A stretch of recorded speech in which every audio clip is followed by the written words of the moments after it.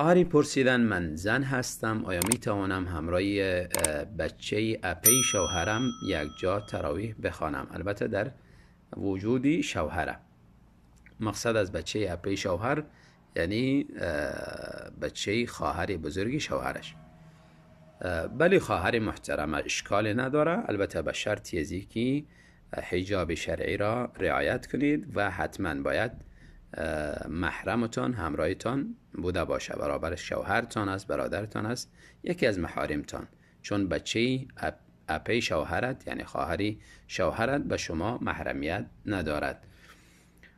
البته شوهرت همراه خواهرزاده خود در یک صف قرار میگیرن، در پهلوی امام شوهرت استاد میشه و تو در عقبی صف استاد میشی، همراه شوهر در یک صف استاد نمیشوید. برادری سوال کردن من امام بودم در نماز شام، از سوره التین گذاشتم به سوره العصر، یعنی مقصدشان تین را شروع کردم و آیات اخیری تین و العصر شباهت داره و آخری العصر را خواندم.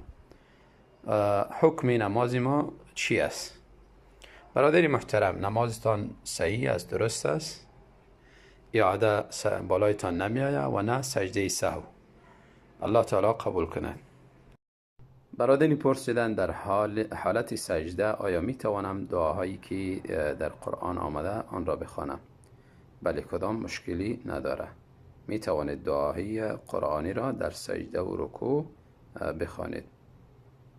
برادری پرسیدن وقتی نماز بامداد داخل شد آیا می شود پیش از سنتی فجر 2 رکعت شکرانه بخوانیم؟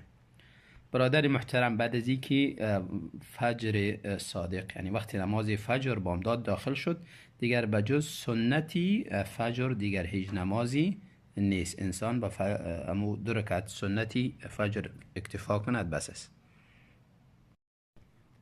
برادری پرسیدن در آخری سوره اقرا سجده آمده، آیا این آیت را خوانده به رکوع برویم یا اینکه سجده کنیم؟